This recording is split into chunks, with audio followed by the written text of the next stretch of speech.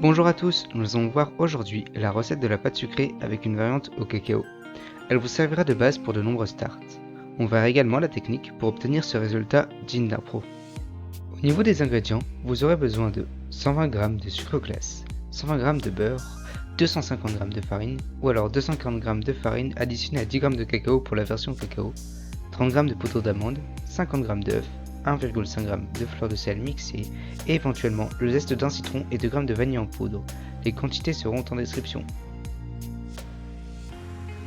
Dans cette vidéo, on va réaliser la pâte au cacao, mais le procédé est exactement le même que pour la version classique. Commencez par crémer le beurre en le faisant chauffer doucement au micro-ondes, il doit être bien mou. Mettez-le ensuite dans la cuve du robot et ajoutez-y le sucre glace avec les éventuels arômes. Il est important que le beurre soit bien mou afin qu'il s'incorpore correctement à la pâte. Autrement, vous auriez des sortes de trous dans la pâte après cuisson. Mettez la feuille et faites tourner à vitesse moyenne pendant quelques secondes jusqu'à obtenir une texture bien crémeuse. Ajoutez ensuite la poudre d'amande et continuez de mélanger. N'hésitez pas à augmenter la vitesse de votre robot pour bien incorporer le tout.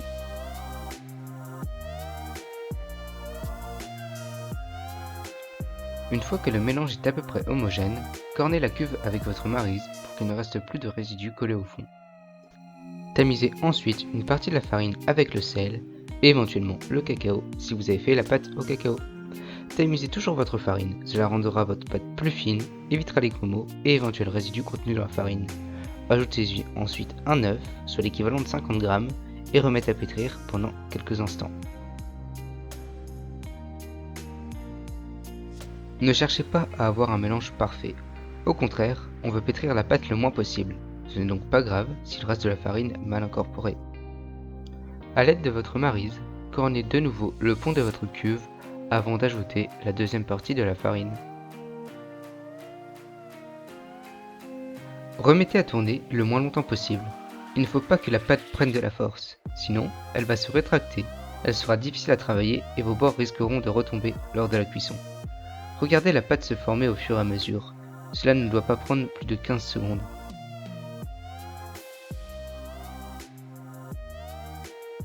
Débarrassez la pâte sur votre plan de travail ou comme moi sur un sile-pain. Appuyez alors fortement avec la paume de votre main pour l'homogénéiser. Ça s'appelle phraser. Cela permet de terminer l'incorporation des ingrédients rapidement, toujours dans le but de donner le moins de corps possible à la pâte. Rassemblez alors toute votre pâte, puis homogénéisez bien avant de la diviser. Faites à peu près 2 tiers, 1 tiers. Filmez-les. Avec la grosse partie, faites une sorte de cube. Appuyez bien pour chasser les bulles d'air, toujours de manière à éviter que les trous se forment et que la pâte gonfle pendant la cuisson.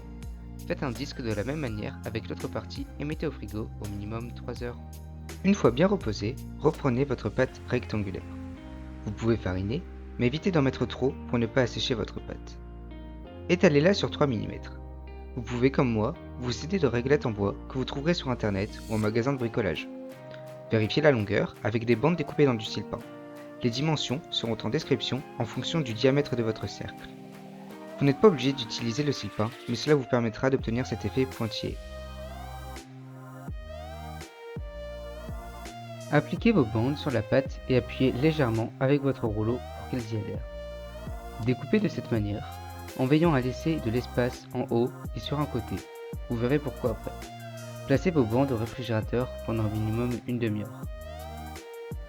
Ensuite, découpez un patron d'un diamètre inférieur à 0,8 mm à celui de votre cercle.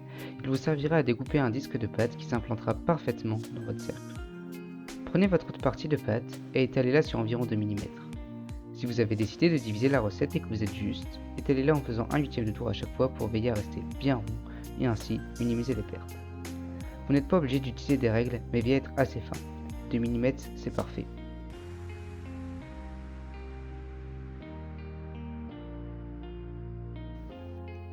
Découpez ensuite un disque dans votre pâte à l'aide de votre patron.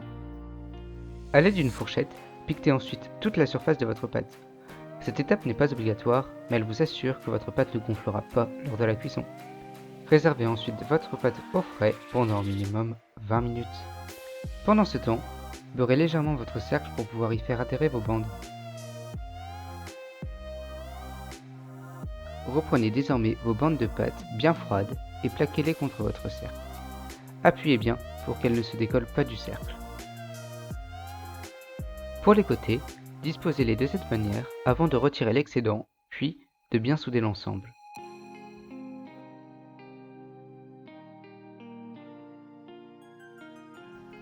Pour la suite, j'ai malheureusement eu un problème de caméra, mais vous devez simplement déposer votre disque au milieu et souder les bords avec un peu d'eau.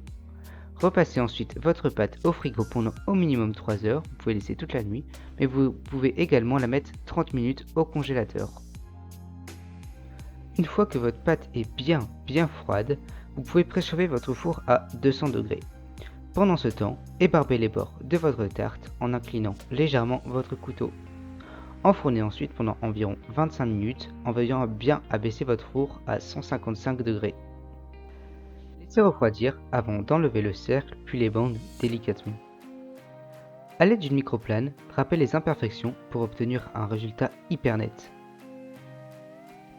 Je vous laisse admirer le résultat.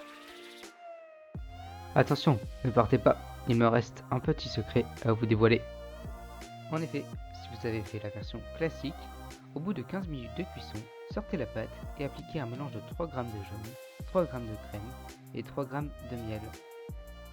Commencez par les bords en veillant à être bien régulier pour que cela ne colore pas plus d'un côté que de l'autre. Appliquez ensuite à l'intérieur pour l'imperméabiliser. Remettez en cuisson 10 minutes et voilà, c'est fini. N'hésitez pas à vous abonner et à lâcher un pouce bleu.